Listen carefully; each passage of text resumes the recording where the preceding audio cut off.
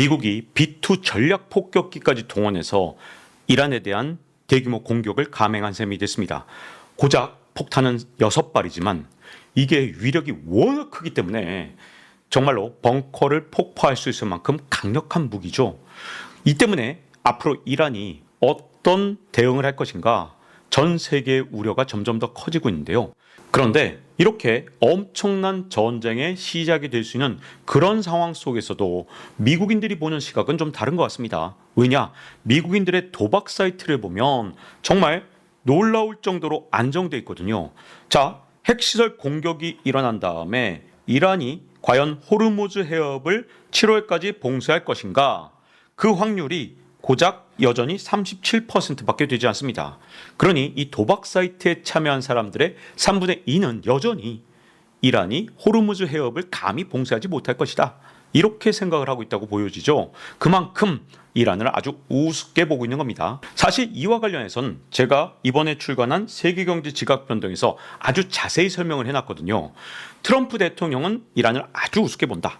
그리고 이렇게 우습게 보기 때문에 트럼프 대통령의 지지율이 하락하면 이란 공격 카드를 곧바로 사용할 수밖에 없고 그 이유를 조목조목 설명해 놨습니다.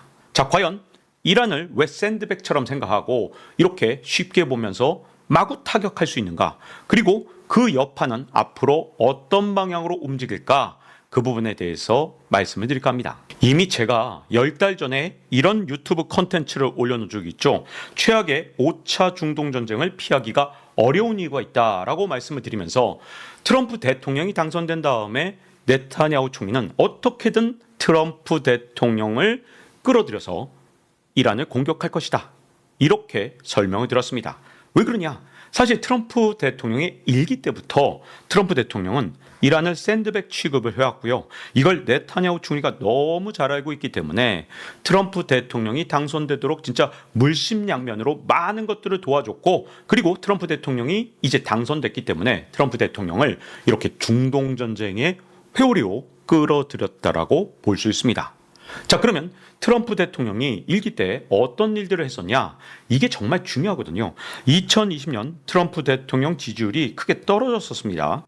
그랬더니 이란 공격 카드를 갑자기 뜬금없이 가져왔습니다. 그때 무슨 분쟁이 있었거나 뭐 이란하고 갈등이 갑자기 세지거나 이런 거 전혀 없었거든요.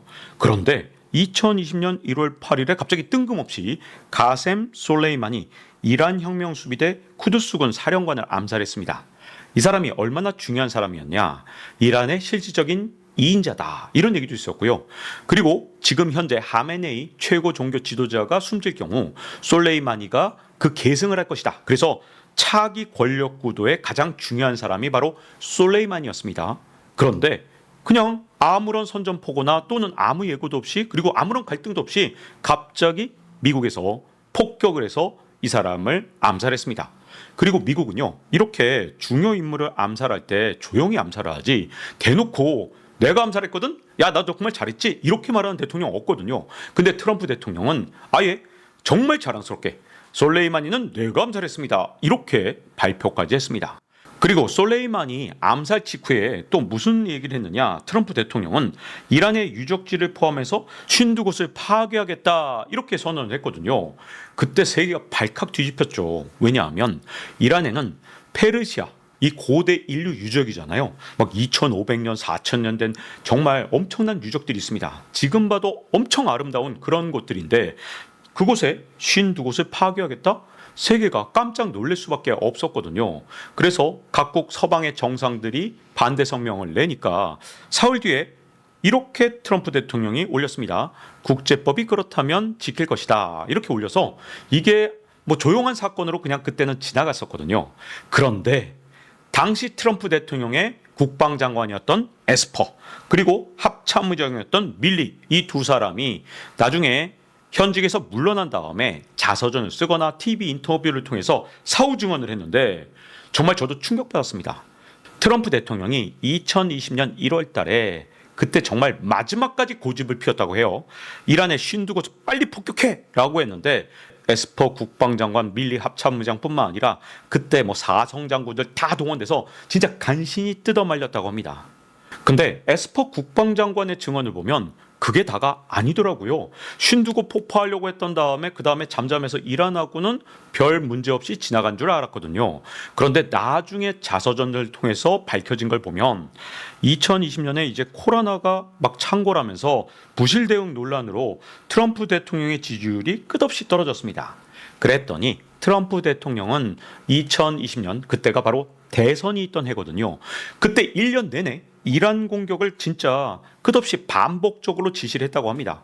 그때마다 국방장관과 합참의장이 진짜 뜯어 말려서 간신히 이란 공격을 막았다고 하는데요.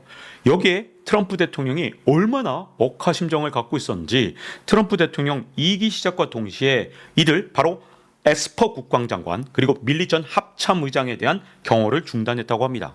여러분 이 두 사람은요. 진짜 미국 국방의 영웅 같은 존재예요. 왜냐하면 어쨌든 솔레이마니 암살부터 시작해서 많은 작전 성공을 해낸 사람들이라서 문제가 뭐냐?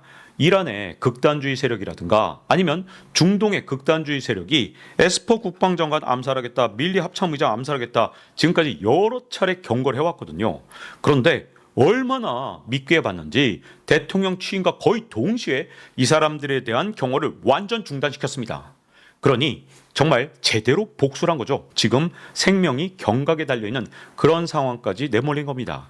자, 그런데 트럼프 1기 때 이렇게 전문가 국방장관, 전문가 합참의장이 계속해서 이런 중요한 자리를 차지했기 때문에 트럼프 말을 정말 죽어라 안 들었거든요. 그래서 트럼프 2기 때는요. 비전문가 그리고 충신들로만 이 국방 라인을 만들었는데 대표적인 게 국방장관이죠. 피트 헤그세스 국방장관 같은 경우는 폭스뉴스 앵커 출신입니다. 근데 여러분 최근에 외신 뉴스 보셨죠? 결국 피트 헤그세스가 아무런 전문성이 없다 보니까 이 사람은 이제 이란과의 전쟁에서 완전 배제가 됐다는 기사들이 쏟아져 나오고 있습니다. 자, 그러면 국방차관의 권력이나 힘이 점점 세지겠죠? 근데 이 국방차관은 또 누구냐? 스티븐 파인버그라 그래서 이 사람은 굉장히 큰 사모펀드의 오너거든요. 근데 이 사모펀드가 주로 어디에 투자하고 있느냐? 중동 지역, 용병 기업 또는 중동 지역에 있는 미군 부대에 전쟁 물자를 대는 기업들을 소유하고 있는 그런 사람입니다. 그래서 중동 지역에 전쟁이 나면 떼돈을 벌 수밖에 없어요. 왜? 중동 지역 용병 기업이나 아니면 전쟁 물자를 대는 기업들을 갖고 있으니 이제 주가가 폭등을 하거나 그 기업 가치가 올라서 돈이 엄청 많아지겠죠. 그러니 이런 사람이 국방차관이다? 중동 전쟁이 확전될 가능성이 지금 상황에서는 매우 높을 수밖에 없는 겁니다. 여기다가 사성 장군 6명이 동시에 교체되거든요. 이게 2차 대전 이후에 처음인데 너무나도 충격적인 게 어떤 방식을 썼냐? 소셜미디어, 과거 인터뷰까지 전부 다 검열을 해서 트럼프한테 조금이라도 나쁜 말을 했는지 안 했는지 정말 한 명 한 명 다 검증을 한 다음에 이 사람들을 사성 장군으로 승진을 시켰다고 합니다. 그러니 완벽한 트럼프 충신이 됐겠죠. 원래 미국에서 이런 사성 장군을 임명할 때 국가에 대한 충성심을 확인하지 트럼프에 대한 개인적인 충성심을 확인한 건 아마 이번이 역사상 처음일 겁니다. 제가 이번에 출간한 트럼프 2.0 측에서 이 국방 차관 문제라든가 아니면 사성 장군 문제들을 낱낱이 파헤치면서 그 어느 때보다 중동 전쟁이 일어날 가능성이 매우 높다고 이미 써놨거든요. 근데 이미 중동 상황이 긴박하게 흘러가고 있거든요. 트럼프가 이렇게 1기 때나 아니면 이번 2기 때도 위기 때마다 좀 이란을 이용하는 것처럼 보여지잖아요. 이번 2기 때는 어떤 위기였죠? 타코 위기였죠.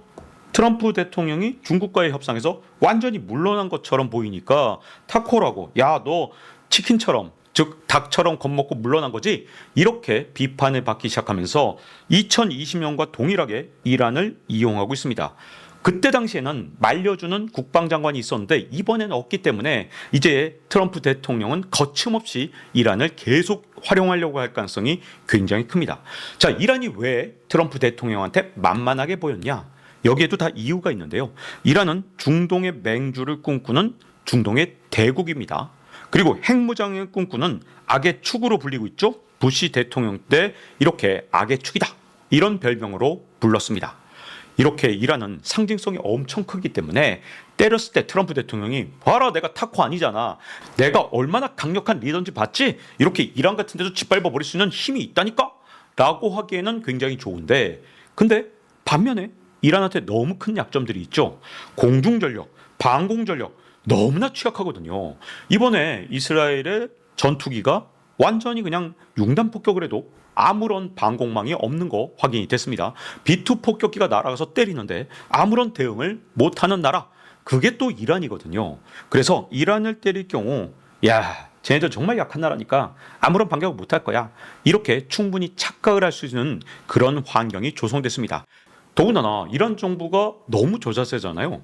이스라엘한테 아무리 두드려 맞아도 협상합시다, 제발 협상 좀 하십시다, 이렇게 나오니까 트럼프 대통령한테 완전히 얕잡아 보였다고 볼 수 있습니다. 근데 이란이 그렇게 약하게 나온 이유가 단순하게 그냥 군사력이 너무 약해서, 그리고 방공망도 하나도 없어서, 이렇게만 보면 정말 곤란합니다. 가장 큰 이유는요, 이란 국민들의 여론이 개혁 성향으로 돌아선 지가 진짜 오래됐거든요. 어느 정도로 이란 사람들이 개혁을 바라고 있느냐? 이란의 결선 투표의 참가율은 49.8%밖에 되지 않았습니다. 왜냐? 지금 현재 최고 지도자를 싫어하는 이란 국민들은 대부분 투표 자체를 불신하기 때문에 아예 투표 자체에 참여하지 않는 그런 방법으로 저항을 하고 있는데, 근데 웬걸? 뚜껑을 열어보니까 진짜 깜짝 놀랄 만한 일이 일어났죠. 개혁파 대통령이 당선된 겁니다. 지지율이 55%였는데 패제시킨 현 대통령의 표 55%, 그리고 이란 결선 투표에 참여하지 않은 사람 50%, 이 둘을 감안하면 지금 이란에서 개혁을 바라는 사람이 6에서 70%는 되지 않겠느냐. 그리고 현 최고 지도자에서 반감을 가졌을 가능성이 매우 높다고 추정이 가능할 겁니다. 이게 바로 이란이 약하게 나온 가장 중요한 이유입니다. 여러분, 이란은요, 조금 역설적이지만 중동에서 그래도 어쨌든 민주주의를 직접 시행하는 나라거든요. 굉장히 드문 케이스입니다. 왜냐하면 아랍 국가들은 전부 다 왕정이잖아요. 그러니까 왕위를 계속해서 계승하는 방식이고, 그리고 우리가 여러 가지 사우디 사건들 보셨잖아요. 뭐 기자를 암살한다든가 이런 식으로 뭔가 이 왕정에 대해서 비판도 못 하는데, 이란은 좀 다릅니다. 대통령은 직접 선거로 뽑고요. 그리고 최고 지도자, 이게 영어로 슈프림 리더라서 이걸 영어로만 보면 최고 지도자? 김정은하고 같은 건가? 이렇게 북한하고 같이 생각하시는 분들이 계신데, 이란의 최고 지도자는요, 어쨌든 선출직입니다. 어떻게 뽑느냐? 국민이 직접 뽑은 고위성직자 88명이 다시 간접 투표 방식으로 최고 지도자를 뽑는 방식입니다. 그래서 이란의 최고 지도자도 여론 눈치를 아예 안 보는 그런 독재자는 아니거든요. 조금은 봅니다. 아주 많이 보진 않겠지만 여론이 심지어 한 7, 80%가 개혁을 원하네. 그런데 반개혁적으로 하다가 정권이 붕괴될 수 있다, 이런 두려움이 있거든요. 어쨌든 이란 국민들은 자기들 손으로 왕정을 쫓아냈던 경험이 있는 그런 나라입니다. 더구나 아프간에서 어쨌든 미군은 탈레반한테 밀려나서 결국 철군을 했고, 그러자마자 아프간 정부가 전복이 됐습니다. 근데 미국의 군사력이 아무리 강력하다 하더라도 그 현지까지 가서 완전히 이 정부를 통제하거나 억압하는 거, 이게 정말 쉽지가 않거든요. 근데 미국이 상대하기 힘들었던 이 아프간보다 이란의 경제력이나 인구 같은 게 훨씬 더 많고 큽니다. 인구는 아프간의 경우에 4,300만이거든요. 그런데 이란은 무려 9천만이나 됩니다. 그리고 GDP를 보면 아프간은 210억 달러밖에 되지 않지만 이란은 4천억 달러로 아프간의 20배나 됩니다. 그러니 이란의 경제 규모가 얼마나 아프간보다 더 큰지를 알 수 있죠. 군사력도 아프간은 20만인데 이게 정부군도 있고 탈레반도 있고 되게 막 혼재돼 있잖아요. 근데 이란은 어쨌든 정규군이 60만이나 있고 예비군 바시지가 1260만 명이 있다고, 이건 뻥을 좀 치고 있는데 실제로는 최대치가 300만, 최저치는 한 60만 정도를 보고 있습니다. 그러면 이란의 군사력이 결코 만만하지 않은 거죠. 육군으로 전쟁을 해서는 이란을 무너뜨린다, 이게 정말 쉬운 일이 아닙니다. 왜? 아프간에서도 결국 미국이 사실상 물러났기 때문에 아프간보다 훨씬 월등한 이란의 경제력, 군사력을 비교해보면 이게 공습으로 어떻게 제압을 하거나 할 수 있는 그런 손쉬운 나라라고 보는 건 약간 오판일 수도 있거든요. 그러면 이란은 왜 그렇게까지 저자세였냐? 가장 큰 이유는 국민들이 개혁을 너무나도 갈망하거든요. 그런데 이란이 무조건 미국에 대해서 또는 이스라엘에 대해서 강공책을 쓴다? 그럼 이란 국민들이 완전 분노해서 야씨, 이스라엘 미운 거보다 정부가 더 미워, 이럴 수도 있거든요. 그래서 이란은 끝까지 어떻게든 협상하려는 모습을 보이다가 국민들 보셨죠? 제가 진짜 충분히 노력했습니다. 이제 안 돼요. 이제 전쟁합시다. 이런 식으로 여론을 이끌 수 있을 때 그때는 대응 수단이 강경책으로 바뀔 수 있다는 심각한 문제가 있습니다. 우리나라 언론만 보면 전문가분들이 이란 정권이 언제든 그냥 톡 치면 무너질 것처럼 이렇게 보도하는 경우가 정말 많은데, 근데 말이죠. 아무리 지도자가 미워도 이렇게 폭격당하는데 이란 국민들이 이스라엘 편이 돼서 이스라엘 이겨라 이렇게 응원을 한다. 물론 그분들의 주장이 맞다면 반격이 없을 겁니다. 왜냐하면 이란 정부는 지금 국민들의 눈치를 엄청 보고 있기 때문에 반격하기가 정말 힘들겠죠. 그런데 만약에 이런 판단이 틀리고 이란 국민들한테 설득이 됐다. 즉, 야, 이제 우리가 반격해도 되지? 이 정도까지 우리가 당했는데 이제부터 이란 정부가 반격하는 건 우리 이란 정부의 잘못이 아닙니다. 이렇게 국민들한테 충분히 설득이 된다면 그때부터는 반격이 일어날 수도 있을 겁니다. 제가 세계경제 지각 변동을 집필하면서 트럼프 대통령이 이란을 반드시 공격할 것이다 라는 논조를 쓸 때 이 원고를 몇몇 분들한테 보여드렸더니 너무 나간 거 아니냐. 아무리 트럼프 대통령이라 하더라도 이란을 설마 공격하겠느냐. 이렇게 우려를 했던 분들이 정말 많았습니다. 근데 안타깝게도 트럼프 대통령은 결국 지지율이 하락하고 타코라는 놀림감이 되면서 이란을 공격하는 굉장히 위험한 수를 쓰기 시작했는데요.